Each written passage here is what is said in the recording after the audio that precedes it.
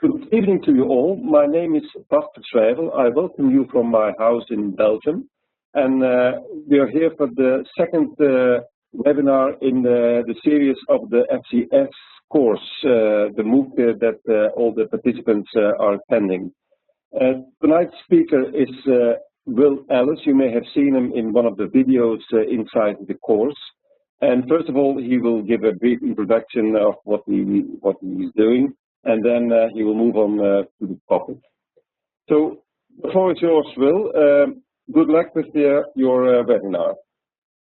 Okay, thanks, Bart. Okay, so I hope everyone can hear me.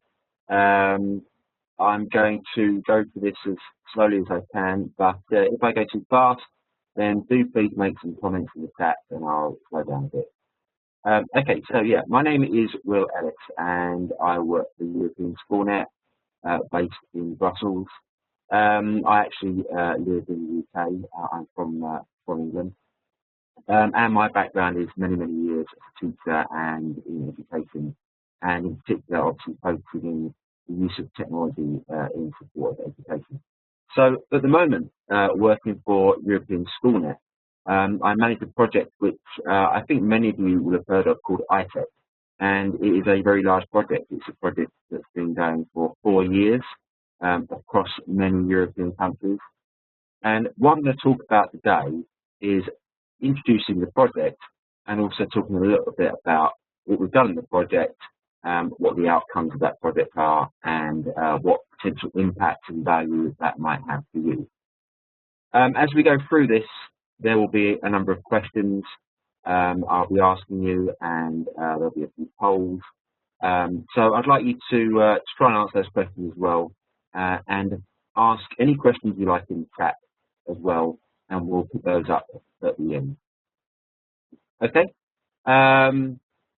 Right, so moving through, I'm going to talk about the iTEC project, and iTEC is, it has the name Designing the Future Classroom, but in the iTEC project, we aren't really looking at how we design classrooms. We're not really looking at furniture or how you decorate or design a classroom. What we are looking at is learning and teaching in the future classroom. Okay.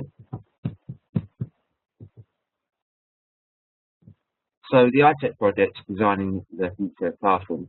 I'm just going to introduce where this project started, why we have this project. It's funded by the European Commission. And many years ago, the European Commission identified a problem in schools across Europe. And that problem was investment in technology in many schools wasn't actually giving a real change or clear benefit to those schools.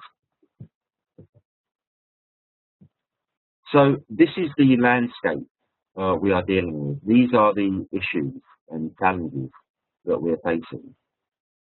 In schools across Europe, the needs of learners are changing. So different learners' needs are changing.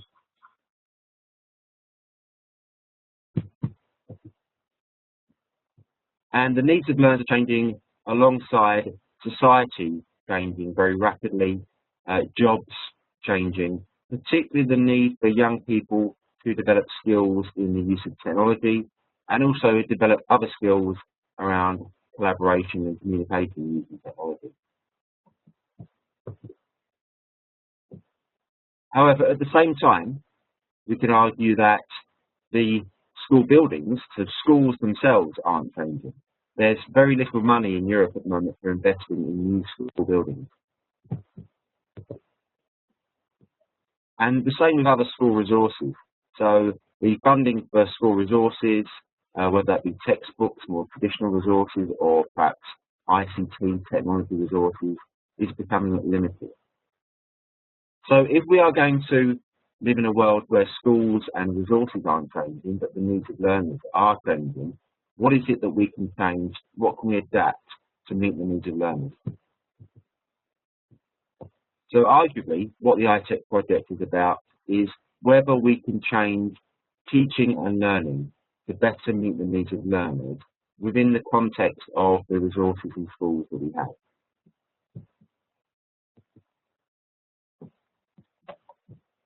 Okay, so I'm going to ask you the first question really to get you thinking about this.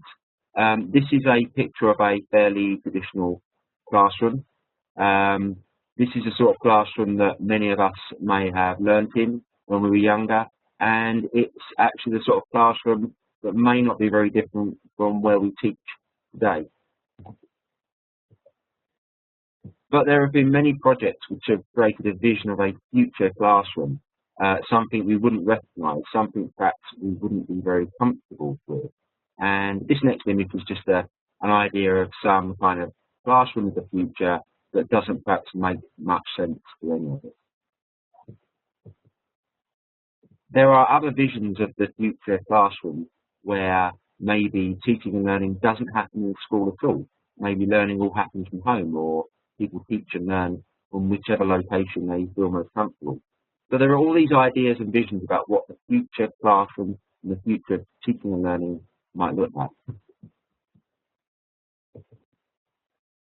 So my first question, and Bart, if you have the poll for this, if we can put that up.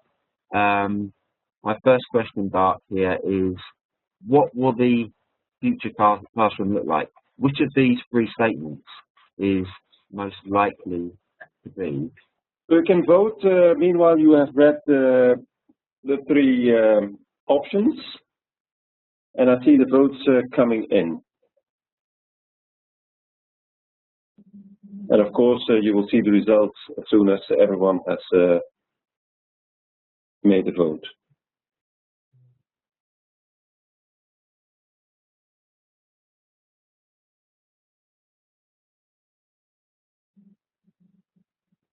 At this moment, more or less half of the participants have voted.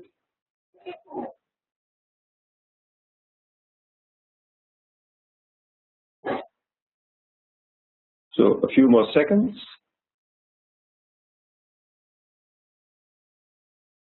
And then I will close the poll and share the results.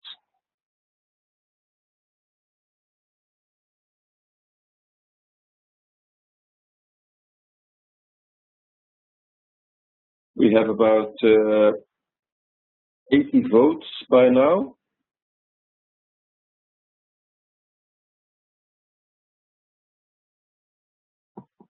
Okay, I will very, very soon close the poll. Okay, I close the poll now, and it takes some seconds to process, and then I can share the results with you. There will be more polls, so if you miss a chance now, there are 4 more polls to come. And the poll results should be on your screen now. Is that okay, Will? Are you back?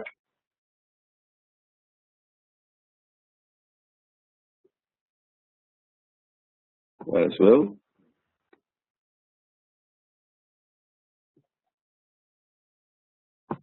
Will, are you back?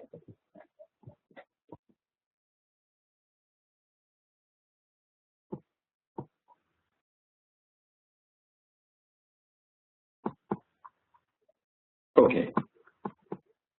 Will, we don't hear you yet.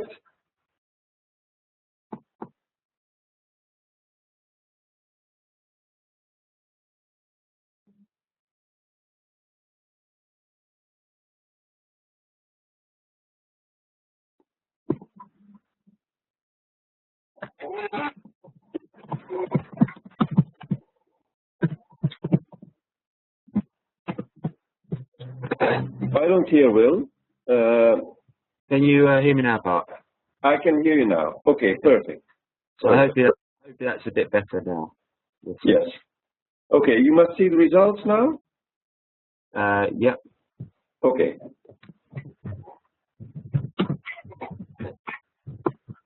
Okay, well, I mean, it's an interesting question, but I'm not sure any of us know really the answer. But these are the sorts of answers people come up with when asked this question. There are people that believe that in the next few years schools will change radically, but I think for many of us there's also the concern that there won't be a lot changing because of that funding issue. There isn't a lot of money to invest in schools, particularly in Europe at the moment, so maybe not a lot of change. So in the iTEC project, we've gone with a philosophy that suggests that really what we need to do is not try and predict the future, not try and imagine what might happen, but it's up to us to create the future. So all of us involved in education are in a position where we need to decide what kind of future we want and how do we get there. And that's really what the iTEC project is about bringing the right people together, and that's of course teachers, but also technology providers, and other people involved in this process, parents, students themselves, politicians, and deciding what kind of future, what kind of schools we want.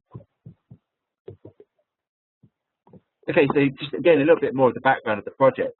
In many countries, and the UK is a very good example of this, there's been a lot of investment in the technology and a lot of investment in policy making and research, but the actual changes in the classroom have not been very noticeable, they've not been very pronounced. And that's what the iTEC project has been trying to do. Think about how can we have real change, real development and real innovation in learning and teaching. So there's a lot of text to read here, I'll just summarise. In a lot of projects over the last 10 years, there's been a lot of what's called rigorous imagining, where people have come up with crazy, fantastic, futuristic ideas about teaching and learning. But in reality, none of these ideas have really taken a look at the constraints, the challenges, and the problems in the classroom. So the iTEC project is exactly about that. It's about looking exactly what happens in the classroom now, looking at what's happening in the next few years, looking at trends in society, trends in technology, and trying to pull that together to work out where do we want our future of learning and teaching to be. And this slide here is simply showing the large number of partners involved in the project. I mentioned before it's one of the biggest projects, perhaps the biggest project of its size, involving 27 partners. 14 of those are ministries of education.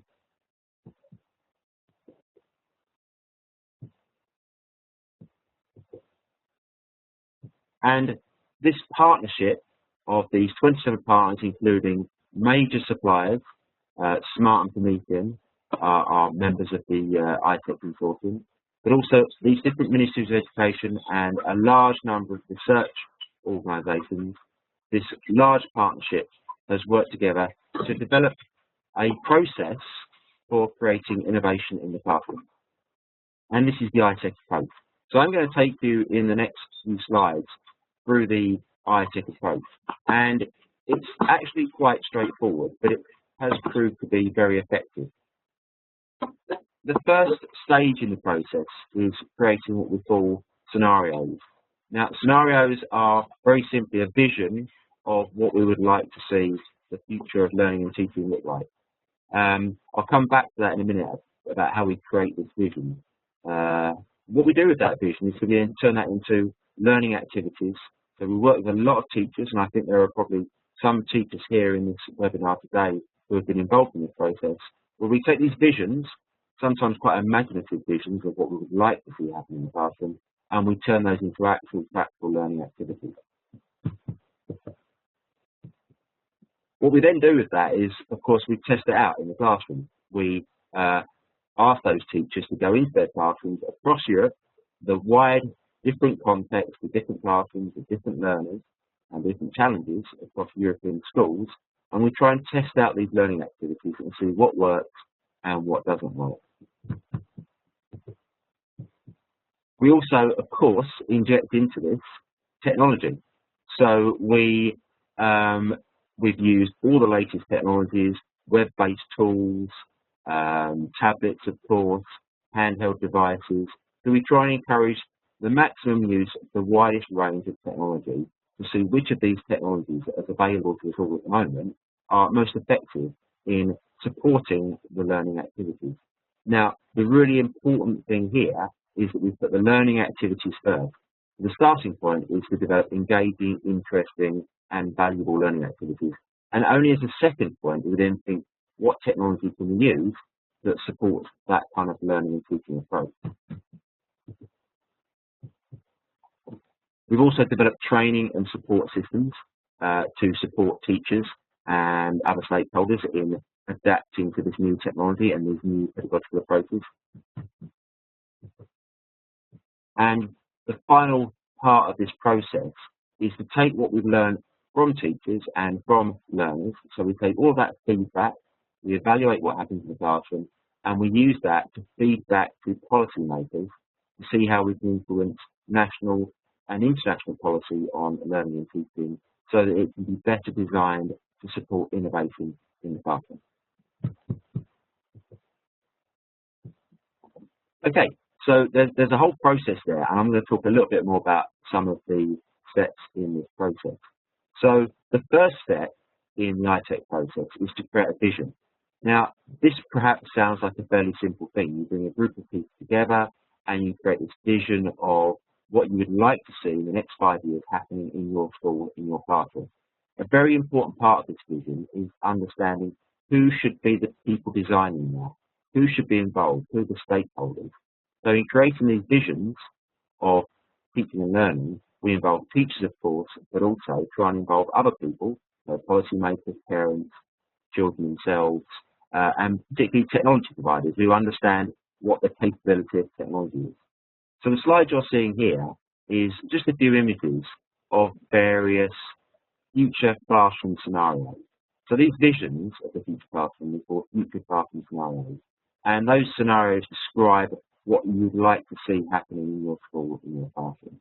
So there's a couple of examples here which I think some people might be familiar with.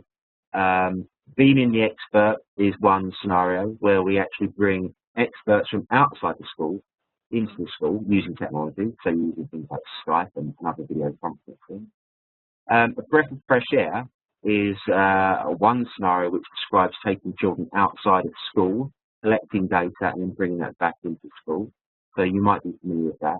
But in many countries, the use of taking children out of school and using technology to capture data in that way doesn't often happen. So these are quite innovative. Now, what we've been very careful with here is to balance innovation and mainstreaming, because what we're trying to design is very imaginative, innovative, future-thinking scenarios, but also scenarios that can be actually used, that are actually practical. And so here's my next question, just to get a sense from the group here. One of the scenarios, as I mentioned, is about taking children, young people, outside of school on a trip or taking them around to a local town or anywhere outside of school, and then using digital devices to capture information. Now, is this something that happens in your school?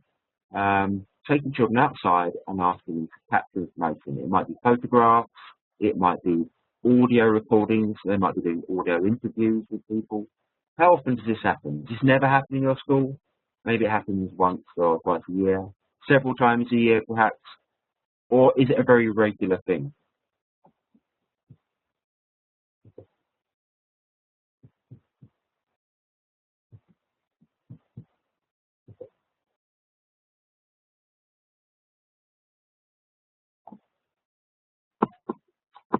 Okay, the questions are there.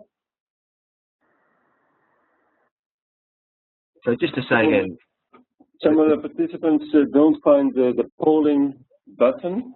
It should be in the area of the chat and participants. I think there's a word button before your screen, above your screen, I think.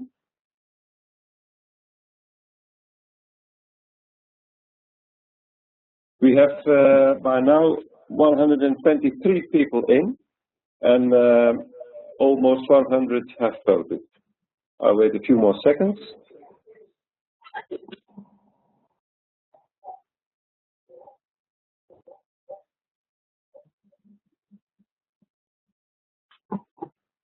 And I will soon close the poll with about 100 votes. That's a nice number. Okay, I close the poll now. I wait for 15 seconds to process.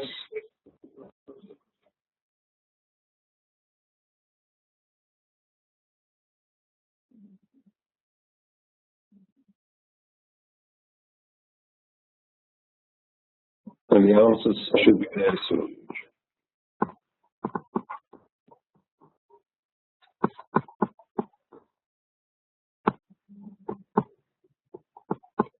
You see them, Will? Yeah, I can see them. Yeah, thanks. Okay, so that's fairly much as you'd expect. So there are a large number of schools where that kind of activity, which is a fairly simple activity. It's not that imaginative. It's not that futuristic. Simply using digital devices to capture images or audio, doing interviews, maybe in your local community, interviewing parents, grandparents. That sort of thing isn't common, but it's a valuable, it's an engaging activity. So that's come through as one of our scenarios, which has been tested in many schools. Okay, so there's some videos here of some of these scenarios which you can have a look at. I'm also going to quickly link here to, I'm going to share my browser for you.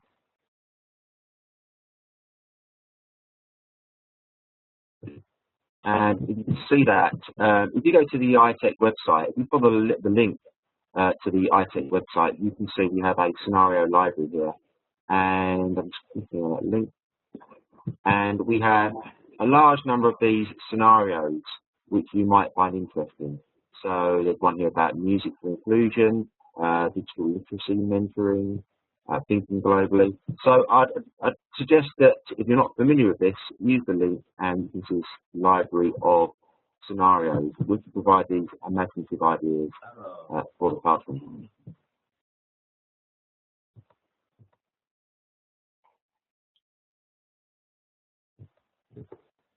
Okay, so going back to the presentation, the first stage, as I said, is developing these imaginative scenarios. The next stage is to use those to actually develop learning activities, practical activities which teachers can use. And this is very much involved creating working groups and workshops with teachers to look at these scenarios and then say to us, this is what we would do in our classroom, this is how we turn this scenario into reality. We've actually developed a book guide here called Educata. This was developed by our partners in Finland, and the guide goes through a process, a workshop process involving teachers to actually look at how you develop learning activities from scenarios. So again, I'll just share my my web browser with you.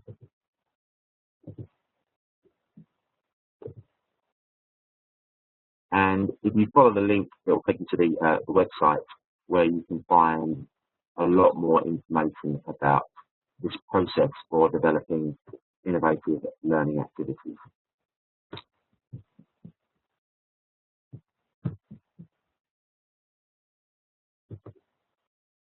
Okay, so there's a link there for you to follow up if you're interested after the webinar. Just so you understand, I described a learning scenario. A learning activity is something which, as I say, is developed from a learning scenario. And it's a very specific activity that could be done as part of the scenario. So in developing learning activities, we break these scenarios down into specific things that you could do. So I'm just going to give you one example of learning activity here. This one is called Dream, and very simply, it's about asking the young people, the students, to come up with their own ideas about projects. So it's very much about project-based learning, which again is one of those things that is common in some countries in Europe, but not particularly widespread and commonplace yet. So project-based learning, particularly where the learner themselves decides what they want to design the project around. So they have a lot of autonomy, a lot of control over what they're going to learn, also what tools they're going to use, what they're going to create as part of this project, what their output might be. So that one of these learning activities, Dream, is simply giving them the opportunity to come up with their own ideas, working as a group, collaboratively, maybe doing some research, talking to other people about what they want to produce as their project. And within the learning activities, because this is very much about trying to support and encourage more innovative and better use of learning technology, the learning activities themselves include a number of technologies which are recommended to support the learning activity. So in this case, we have some technologies here. You can see them. TeamUp, some of you may be familiar with. TeamUp is a tool which is used to organise students into groups so that we get the optimum number of people with the right relationship with each other working together. So we have an effective team, effective group work. Other things here, Blogger, Corkboard, Me, are tools for allowing the students to share ideas with one another. So they're good collaboration tools. So this again, it supports teachers who may not have used these technologies to think about how they could use these technologies in a simple activity where children, students work together to develop their initial idea, their dream. Okay, so there are a lot more activities to look at. That's just one example of many, many activities. I'm going to ask this question again because, again, we found in the iTEC project that group work in some countries doesn't often happen. But for the future skills of young people, working together, collaboration and group work is an essential skill. So here's another question. How often do students work in groups, negotiating their own learning goals? So it's not just about how often do they work in groups, but work together to decide what it is they're going to learn about or what their output or product is going to be. So, for example, do you as a teacher tell your students what they're going to do? Or do you perhaps say to them, you've got a choice, you can produce a video or you can produce some other kind of output? How much control do you give them? So, I'll leave you with the question. How often do your students work in groups, negotiating their own learning goals?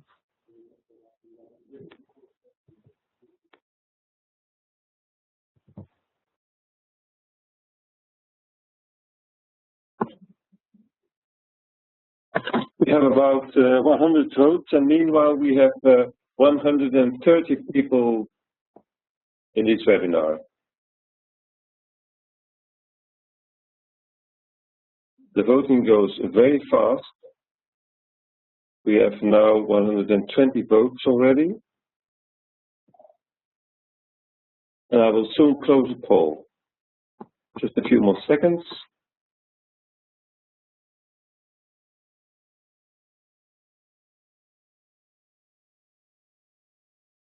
Okay, I close the poll now. Waiting for processing. It will soon arrive in 10 seconds.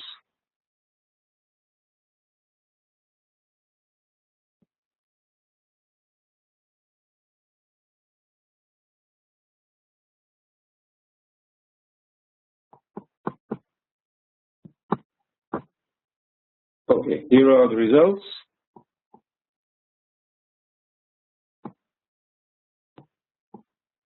Okay. So it happens several times a year. The idea of allowing young people to have their own autonomy and negotiating their own learning goals and having more control over their own learning is seen as being an advanced pedagogical practice, an advanced skill. It happens sometimes, it seems, but it's not the norm. So what our learning activities and our scenarios do is support these more advanced pedagogical approaches which link to 21st century skills.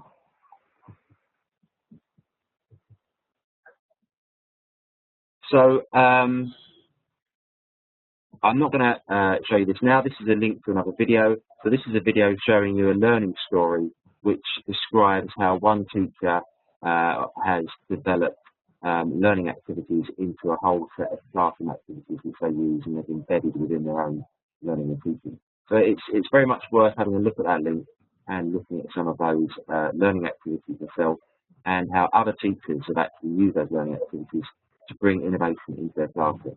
Unfortunately, in this webinar, we can't show you these videos because it doesn't work very well through WebEx, but they are very useful ways of actually seeing what other teachers have done. That's one of the most useful things to look at.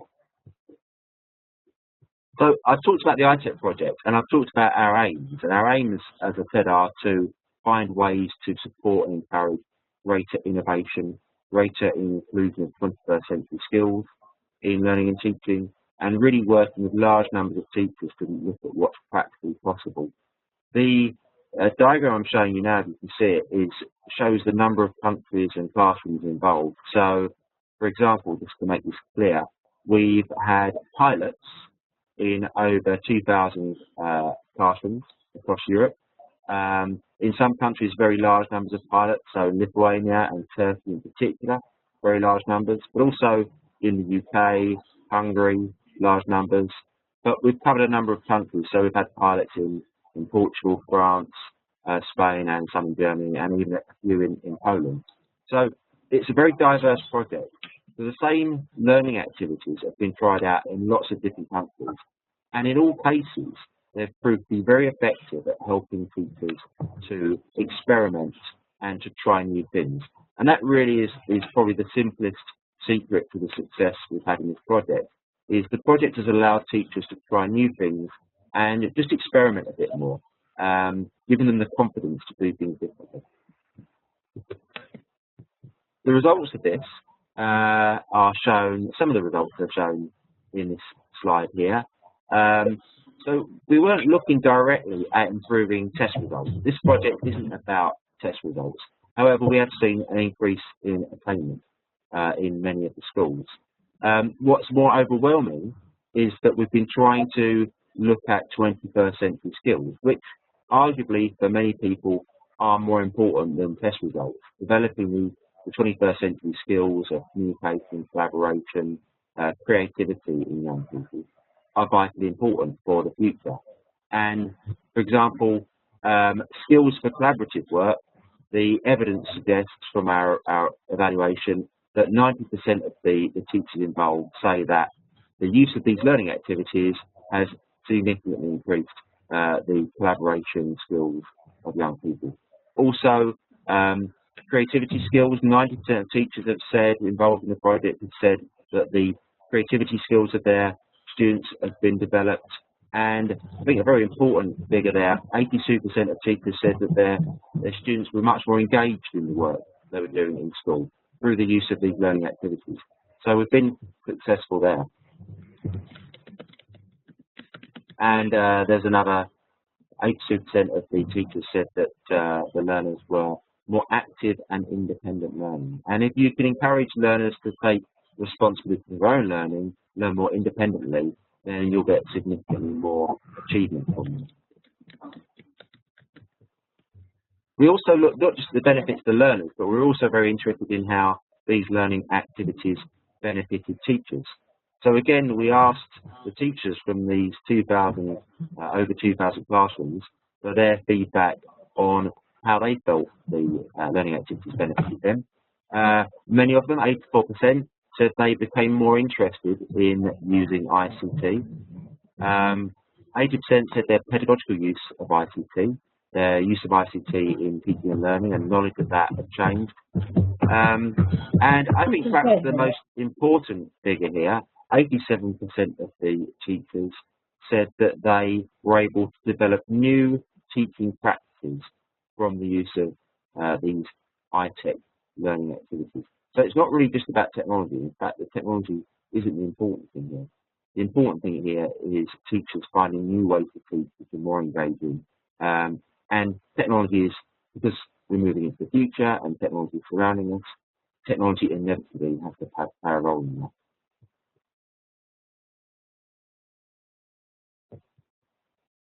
Okay, so another question, because we'd be interested in hear your view on this. So we asked these 2,000 teachers what their opinion was on how learning activities supported them and helped them in their profession. So we're asking you this question now. As a teacher, what do you think is most important to you? So which of these benefits from these iTEC learning activities is most attractive or important to you? So you might think all three, but you may choose one.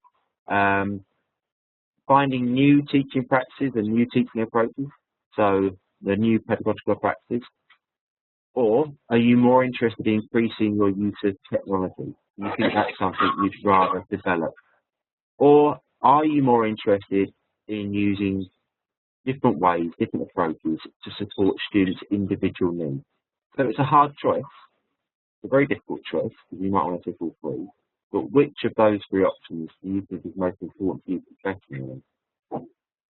Better teaching approaches, more effective use of technology, ICT, or better able to support students' individual needs? I must say that 141 people that are in are very brave to make this hard choice. We're almost ready to close the poll. We have now 110 votes, but people are still voting. They're very quick voting. And then we close the poll, and then let's see.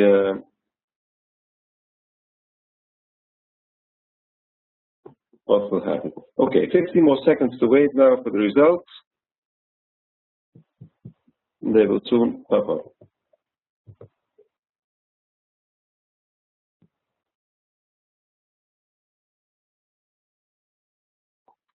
And here they come.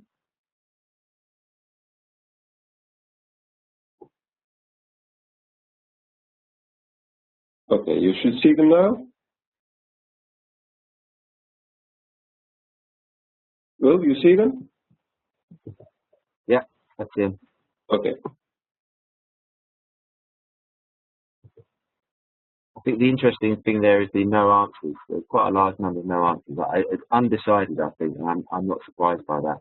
Yeah, but there are some devices where the poll doesn't work, so people cannot vote if they use a certain device.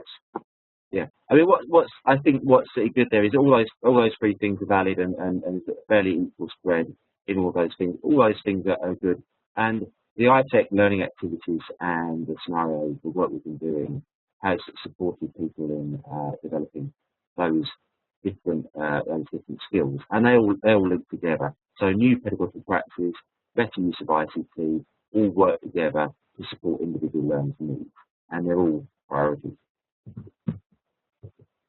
Okay, so I've talked about this iTEC process. It's actually very simple. It starts by bringing the right people together, the right stakeholders, teachers, young people, policymakers, technology providers, to come up with a vision of what they want that school to look like, what they want teaching and learning to look like. That's a crucial first step.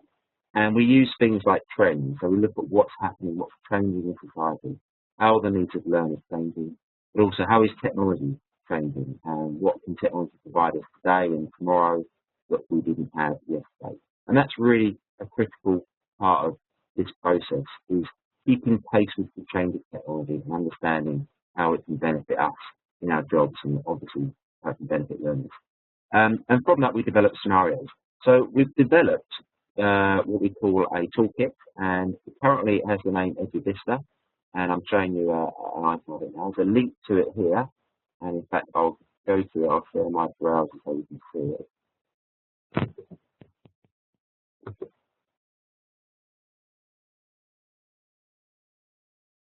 So hopefully you can see it. So this is the toolkit. It's basically a website, and you can click on the various tool sets, and it takes you through the processes and tools to create a future classroom scenario, a vision.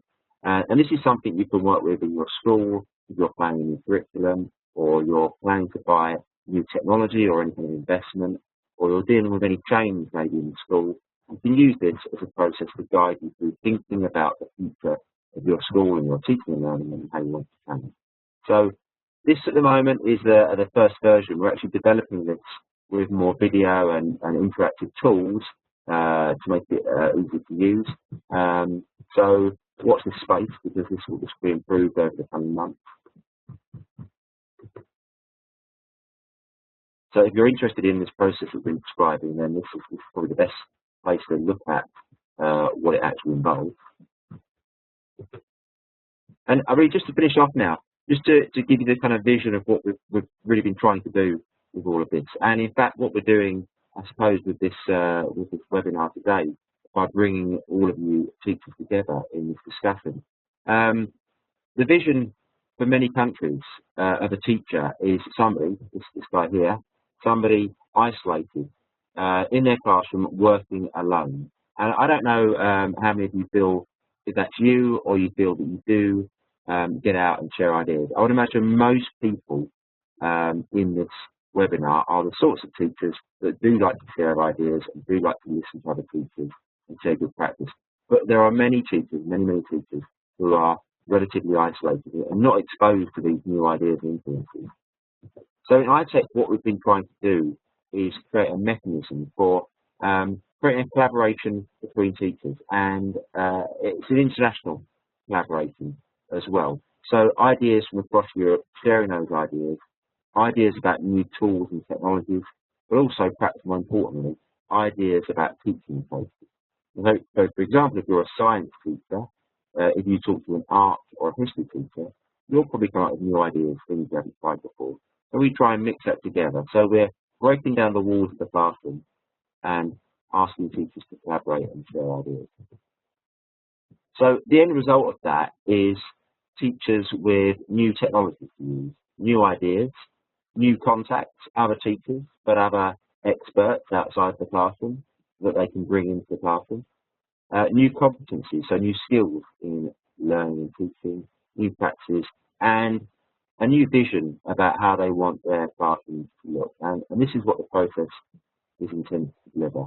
So we look at the innovative teacher as being a collaborative designer of learning.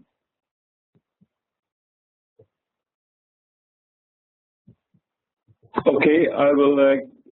You don't want to do the questions? No, we're going to leave those questions, Bart, just to move to the end here. Okay. Because I wanted to take the moment to tell you that the sound is getting worse again. I don't know whether you can change something or maybe compose it, I don't know. But anyway, I will. Okay, it's probably my voice going. I've talked for too long. I've got one more slide here, Bart, and then I'll finish, so that should be okay, other than any questions. So just to finish this off, what we're planning to do at the end of this project, what we've discovered, what we've learned from the 4 years of the project, is how do we affect change, how do we impact on schools across Europe, which is a huge thing to do, and there are many different approaches. So we are talking to training providers in how they provide training to schools, initial teacher education and continual professional development. We're talking to the policymakers, of course, about how we influence policy, but also talking to technology providers as well about what kind of technology they provide and what support they need to provide with that technology so that when it goes into the classroom, it gets used effectively. And of course, we hope to continue to talk to teachers and share these resources so that they can be inspired by some new ideas, things they may not have tried before. Okay, and with that part, I'm finished. I hope that was okay. And we have time for questions. Well, thank you, Will. I spotted some questions already about EduVista. First question, is it free? And second question, will it be available in different languages? Okay, so the first question, yeah, it's completely open and free. It's on the European SchoolNet website. The link is there in the slides. If you type in EduVista, EUN, you'll find it. It describes the process. There are some resources. I think the important thing, as I say, is that we're going to do a lot of work on it over the next few months, make it more interactive and include some multimedia examples of teachers' stories about how they've used the tools. We are also going to look at developing in other languages, but that might be later on in the year. And what languages will you translate it to? Well, currently it's in English, and we're still looking at what languages we translate it into. In many countries already, the ministries of education have already translated parts of it, and not just translated it, but localized it. So used the toolkit that was created and created their own version of it in those countries. So what we'll do is we'll on our website we can provide links to those resources. That won't be there at the moment, though. That's something we can add. Okay. Well, please write down your questions. Have a look at your chat box too, Will. Maybe some participants may have sent you a private question, which I don't see. Someone asks, is it possible to have the slides of this webinar? That's okay with me, as long as we can share them in some way. Yeah, then we could put it on SlideShare, but definitely this recording will be available, that's for sure. More questions, how a country could participate in the iTEC project. A question from Avi, how can a country participate in iTEC? Okay, well the iTEC project is coming to an end very soon. However, the activities, the projects, the development of scenarios will still continue in different countries. So I would ask anybody interested to contact their education ministry or agency. So, for example, France, FCS, Indiri in Italy. All of these organisations have been involved, and they're very committed to continuing the work. So, any teachers that are interested. Also, I noticed many teachers here are involved in e-twinning. So, if they would talk to their e-twinning coordinators about iTEC and the activities, then EUN could support that. Yeah, another question. If I use an iTEC scenario, do you collect feedback? Well, they're free to use, and we don't have a mechanism long term for collecting feedback. But we welcome any comments from our communities. EUN has a number of communities, and e-twinning is one community which is managed by EUN. So any feedback would be welcome through those communities. I think the important thing is to share with each other, rather than feeding back to us, to share with other teachers your experiences. And if you find a good scenario, or even if you develop a good scenario, share it with somebody else. Yeah, and then maybe also a question that, well, I just read it. Why are there only a few pilot schools in Germany compared to other countries? Right, I don't a politically correct answer. Germany tends to be a country that, because of its political structure, doesn't get involved in EUN projects. And I think that's what it is. It's similar to my own country, the UK. We used to have an agency that was involved in projects. We don't anymore. In Germany, the country's education department is divided, as I understand, across the landers. So there isn't a central agency that works with EUN. Yeah, and there's also questions from countries that haven't been involved with iTEC, like Croatia. Is there still a way of getting involved? I would say that, again, the EUN runs a number of projects like this and continues these sorts of activities in a number of ways. If they were to get in touch with their e-twinning coordinator or their national ministry for education and ask them about European SchoolNet and iTEC, then hopefully the message will get back to EUN, and that would be fine. Yes. Another question about the relation between e-twinning and iTEC.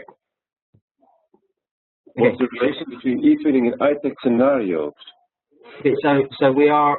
I've seen from the chat myself that there is a great similarity in a number of different projects that European SchoolNet are involved in and run. So e-twinning is about running projects across borders, of course, and iTEC does provide a process where e-twinning teachers can get together and come up with scenarios, which they can then turn into projects. So we are actually talking to e-twinning about the use of iTEC scenarios and the use of processes to develop e-twinning projects. I believe we are aiming to set up an e-twinning iTEC group, or future classroom group, I should say, in the near future. Okay. Well, and then the question is iTEC providing training and equipment and money, devices? Yeah, that's a common question. Now, what we do, iTEC is pragmatic. It's about looking at the technology that's available already and deciding what can we do to make best use of that. So there isn't a huge international budget for supplying tablets to schools or anything like that. It's really a case of saying what is already available. It could be young people's handheld devices if they have them, freely available web materials, that kind of stuff. It's really about maximising the value of what's already out there. And there are many countries in Europe that have a lot of technology in their schools that isn't being used very well. That really is one of the starting points for developing this project, that effective use rather than more investment in technology that doesn't get used. Okay, I think we have time for the very last question because we want to have this webinar finished in 1 hour. Yeah, the same question comes back. How can we be involved? How can we apply?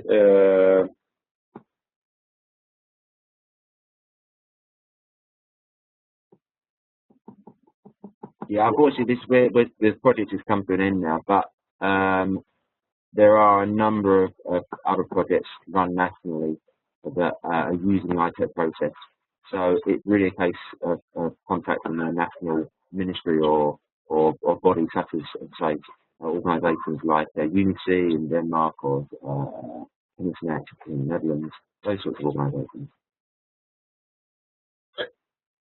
Okay, I think we have to finish this webinar here. And I want to thank you once again, Will, for delivering a very nice webinar. As you can read in the chat, people have appreciated this. So thank also for the participants for being engaged and sending questions. And please send out some tweets. Don't forget about it. And we will see you back in the course and next webinar. So a good evening to all of you. Bye.